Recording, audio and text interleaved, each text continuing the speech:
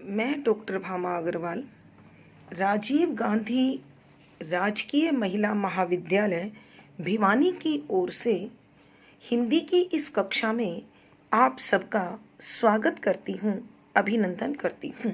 आइए बच्चों, हम प्रेम माधुरी के 5वें पद से अध्ययन आरंभ करते हैं। आपको पिछले 4 पदों में पढ़ने को मिला है कि गोपियों के हृदय में श्री कृष्ण बसे हुए हैं। उनका रोम रोम श्री कृष्ण के रंग में रंगा हुआ है। समाज की मान मर्यादा, लोक लाज, नारी की लज्जा आदि सब बंधन तोड़कर उन्होंने स्वयं को श्री कृष्ण के प्रति समर्पित कर दिया है। समय अपनी गति से चला और श्री कृष्ण को कंस वध के लिए मथुरा जाना पड़ा। ऐसे में जब कृष्ण मथुरा चले गए तो गोपियां गोकुल में उनके विरह में तड़फने लगीं। श्री कृष्ण को मथुरा में उद्धव नाम के एक सहयोगी प्राप्त हुए जो योग और निर्गुण ब्रह्म में विश्वास करते थे। श्री कृष्ण ने उनको पूर्ण बनाने के उद्देश्य से प्रेम और भक्ति भी सिखाने का निर्णय लिया और यह दोनों भाव उसके हृदय में पैदा हो जाएं, वो उनके महत्व को समझ जाए, इसलिए गोपियों के पास उसे भेज दिया। जब उद्धव गोपियों को योग संदेश दे रहे थे तो गोपियों की क्या प्रतिक्रिया हुई, उसका वर्णन इस पद संख्या 5 में है। पिया प्यारे बिना यह माधुरी मूरत ओरन को अब पेखिए का, सुख छाड़ी के संगम को तुमरे इन तुच्छन को अब लेखिए का, हरिश चंद्र जु हिरन को व्यवहार के कांचन को ल परखिए का, जिन आँखन में तुव रूप बसो उन आँखिन सो अब देखिए का। प्रस्तुत पद हमारी हिंदी की पाठ्य पुस्तक 8 अर्वाचीन कवि में संकलित भारतेंदु हरिश्चंद्र द्वारा रचित प्रेम माधुरी से लिया गया है।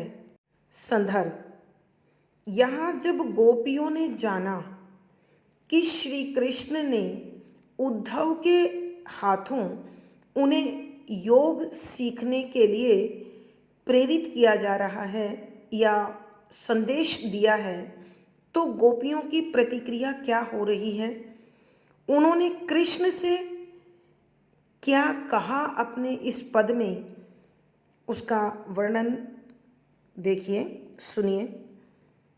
गोपियाँ श्री कृष्ण को संकेत बनाकर कहने लगीं, पिया प्रियतम, प्यारे श्री कृष्ण, बिना के बिना यह इस प्रकार की माधुरी मन भावन मूरत मूर्ति औरन दूसरों को किस लिए, अब इस समय पेखिए देखें का, क्यों या क्या। कि गोपियाँ कहती हैं कि हे प्यारे श्री कृष्ण, हे हमारे प्रियतम, आपकी मन भावन सूरत देखने के बाद अब संसार में ऐसी कौन सी सूरत है और उसको देखने का क्या लाभ है। अर्थात कुछ नहीं। कहने का अभिप्राय कि श्री कृष्ण से ज़्यादा सुंदर गोपियों के लिए कोई और चेहरा इस संसार में हो ही नहीं सकता। दूसरी पंक्ति, सुख आनंद छाड़ी छोड़ कय कर संगम मिलन को का, तुमरे तुमसे इन, इस प्रकार के यहाँ इन प्रयोग हुआ है योग के लिए, निर्गुण ब्रह्मा के लिए, तुच्छन क्षुद्र छोटे छोटे कोई महत्व ना हो जिनका, को अब इस समय लेखिएगा, क्या देखना, क्या परखना। कि गोपियाँ कहने लगी कि प्रभु, हमने तो आपसे मिलन का सुख भोग रखा है, आपसे संगम का आनंद भोगा है, तो अब ये योग और निर्गुण ब्रह्मा जैसे छुटपुट चीज़ों को भोगने का क्या लाभ। अर्थात कुछ नहीं। श्री कृष्ण की प्राप्ति से बड़ा कोई आनंद इस संसार में हो ही नहीं सकता। हरिश्चंद्र, भारतेंदु हरिश्चंद्र, जू श्री कृष्ण के लिए प्रयोग हुआ है। हिरन हीरों को का व्यवहार व्यापार का बाद में कांचन कांच को ल लेकर परखिए, परखना जांचना का किस लिए। भारतेंदु हरिश्चंद्र जी कहते हैं, गोपियाँ कहने लगी, हे श्री कृष्ण, हे प्रभु, जिसने हीरों का व्यापार कर लिया हो वो भला कांच को कैसे पसंद कर सकता है। यानी सच्चा जोहरी कांच और हीरे में जोहरी होता है, हीरे जवाहरात सोने चांदी आदि की परख करने वाला, कीमती पत्थरों की परख करने वाला। तो जिस जौहरी ने हीरों की परख कर ली हो और जिसे हीरों का आनंद आ गया हो, वो भला कांच में कैसे सुख भोग सकता है, कैसे उसका मूल्य समझ सकता है। जिन जिस आँखन आँखों में तू तुम्हारा रूप सुंदरता बसो बस गया हो, उन आँखिन आँखों को सो अब देखिएगा, वो भला और कुछ क्या देखेंगी। जिन आँखों में प्रभु आपका रूप बसा है, आपका सौंदर्य बसा है, या आप आकर बस गए हो, वो आँखें भला अब संसार की सुंदरता में कैसे लग सकती हैं। अर्थात नहीं लग सकती। एक बार फिर एक साथ इसकी व्याख्या कर रही हूँ साथियों, ध्यान दीजिए। गोपियाँ श्री कृष्ण को संबोधित करके कहती हैं कि हे प्यारे श्री कृष्ण, आपकी सुंदर मूर्ति जिसने देख ली हो, वो भला इस संसार में किस चीज़ में सुंदरता का अनुभव कर सकता है। अर्थात नहीं कर सकता। प्रभु, जिसने आपसे मिलन का आनंद भोग लिया हो, उसे योग और निर्गुण ब्रह्मा जैसे छुटपुट लाभ कैसे लाभ लग सकते हैं। अर्थात नहीं लग सकते। भारतेंदु हरिश्चंद्र जी कहते हैं, गोपियाँ उदाहरण देकर कहने लगी कि प्रभु, जिस जौहरी ने हीरों के परखने का आनंद ले लिया हो, हीरों का व्यापार कर लिया हो, तो वो भला कांच में कैसे आनंद पा सकता है। और प्रभु, जिन आँखों में आपका रूप आकर बस गया हो, तो वो आँखें अब कुछ और कैसे देख सकती हैं। अर्थात नहीं देख सकती। कवि के कहने का भावार्थ ये है कि गोपियाँ पूरी तरह से श्री कृष्ण के रंग में रंगी हुई हैं। उन्हें संसार की अन्य किसी भी वस्तु से कोई लगाव नहीं है। विशेष बच्चों, गोपियों के प्रेम की एक निष्ठता की ओर संकेत किया गया है। शुद्ध साहित्यिक ब्रज भाषा का प्रयोग है। वियोग श्रृंगार रस है, प्रसाद गुण है, लक्षणा शब्द शक्ति है। लक्षणा शब्द शक्ति होती है जहाँ मुहावरे, लकोक्ति आदि का प्रयोग होना, तो लक्षणा शब्द शक्ति है। सवैया छंद है, गे शैली है। अलंकार बच्चों, प्रिया प्यारे, माधुरी मूरत, अनुप्रास अलंकार। हीरों का व्यापार, उदाहरण अलंकार। का, क्या, प्रश्न अलंकार। यानी इस पद में गोपियों ने जो बात कही है उसके आधार पर अनुप्रास अलंकार है, प्रश्न अलंकार है, संबोधन अलंकार है, उदाहरण अलंकार है। सवैया संख्या 6।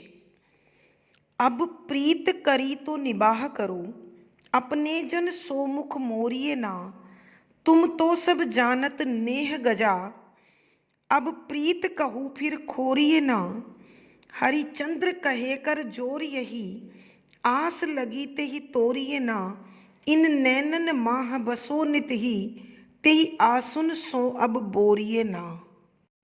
प्रसंग पूर्ववत।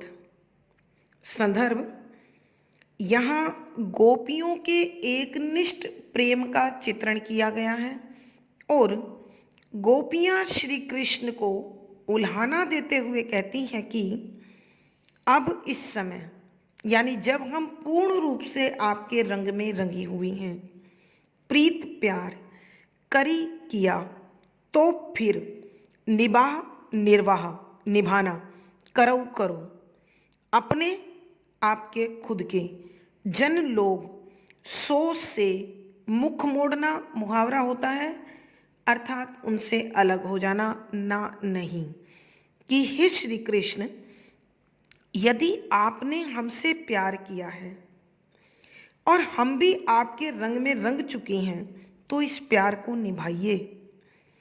हम तो आपके अपने लोग हैं, हमसे मुंह न मोड़िए, कि यदि आपने हमसे मुंह मोड़ लिया तो भला इस संसार में हम कैसे जिएंगी, कैसे अपने आप को संभाल पाएंगी।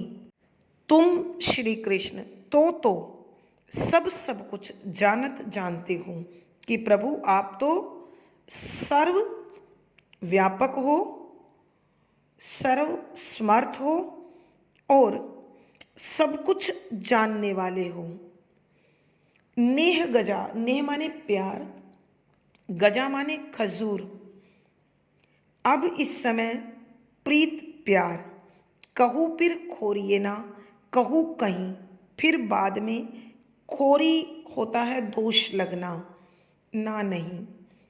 प्रभु आप तो सर्वव्यापी हैं, सर्वसमर्थ हैं और सब कुछ जानते हैं कि हमारा जो यह प्यार है, इसमें जो खजूर जैसी मिठास है, आपने उसका आनंद हमें दिया है। यानी हमारे प्यार का आनंद तो खजूर की भांति अत्यंत मीठा है। देखो, हमारे प्यार को समाज में बदनामी ना मिले, इसको दोष ना लगे, इस बात का ध्यान रखो। हरिचंद्र, भारतेंदु हरिश्चंद्र जी कहने लगे कि गोपियाँ कहती हैं, कर जोर, हाथ जोड़कर, कर माने हाथ, जोर जोड़कर, यही इस प्रकार की आस आशा लगी लगी हुई है, तेही तुम तोड़िए ना, तोड़ो मत।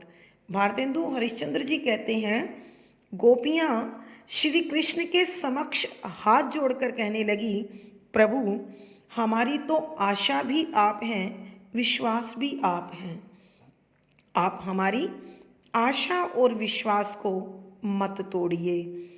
इन हमारी नैनन आँखों माह अंदर बसऊ बस जाओ, नित हमेशा ही ते ही उन्हें या उनमें आंसुन आँखें, आँखों के आंसू, सो या से, अब इसके बाद बोरिए डुबोइए ना नहीं, कि हे प्रभु आप तो हमारी इन आँखों में बसे हुए हैं और आप तो इन आँखों में बसे ही रहिए।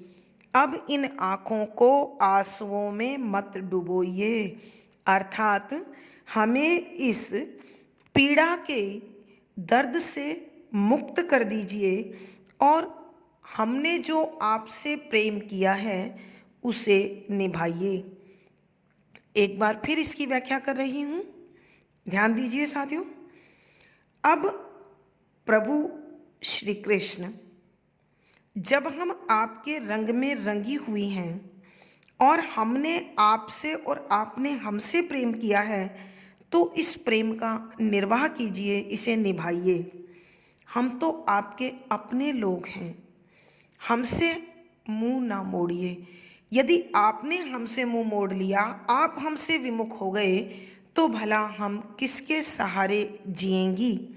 हे प्रभु, आप तो सब कुछ जानते हैं, सर्वज्ञ हैं। हमारा प्रेम खजूर के समान मीठा है। देखो, इस मिठास को, इस प्रेम को समाज में कलंकित मत होने देना, इसे दोष मत लगने देना। भारतेंदु हरिश्चंद्र जी कहते हैं, गोपियाँ कहने लगी, हे प्रभु, हम हाथ जोड़कर कहती हैं कि हमारी तो आशा भी आप हैं, विश्वास भी आप हैं, तो आप हमारे इस आशा और विश्वास को मत तोड़िए। हे प्रभु, आप हमारी आँखों में बसे हुए हैं और इन आँखों में ही हमेशा बसे रहिए।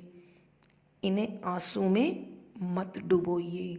अर्थात हे प्रभु, आप हमें इस विरह की पीड़ा से मुक्त कर दीजिए। जो प्रेम हमने आपसे किया है, आप उस प्रेम के बंधन को निभा दीजिए। कवि के कहने का भावार्थ यह है कि गोपियाँ अपने एकनिष्ठ प्रेम का, अनन्य प्रेम का सहारा लेकर श्री कृष्ण से वापस मिलन चाहती हैं।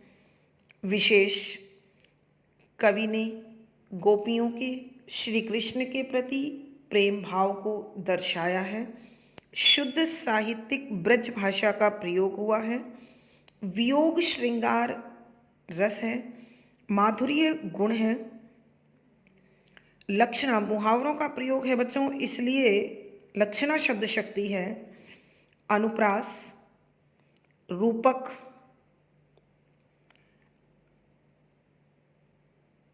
संबोधन आदि अलंकारों का सुंदर सटीक प्रयोग हुआ है। और यहाँ दृश्य बिंब है, सवैया छंद है, गे शैली है। धन्यवाद बच्चों। आज की वीडियो में बस इतना ही। इससे पहले वाली वीडियो का लिंक इस वीडियो में मौजूद मिलेगा, आप देख सकते हैं। आपको व्याख्या अच्छे से समझ आ गई होगी। लाइक कीजिएगा, शेयर कीजिएगा, कमेंट कीजिएगा और चैनल सब्सक्राइब कीजिएगा। सभी श्रोताओं का जीवन सुखमय हो, मंगलमय हो, इसी शुभकामना के साथ धन्यवाद साथियों। आभार।